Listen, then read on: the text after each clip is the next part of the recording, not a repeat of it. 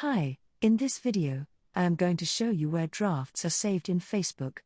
First of all, we open Facebook. So, click on Facebook, and Facebook will open in front of you. Here, first, you will create a post in Photographs. So, click on this plus icon. After clicking, here we will press the Create a Post button. After clicking that, a kind of format will open. In this format, just write a post.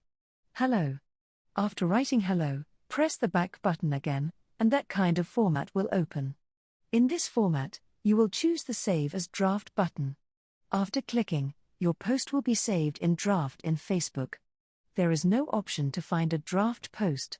For this, we will close Facebook and then open Facebook Business Suite. Click on it.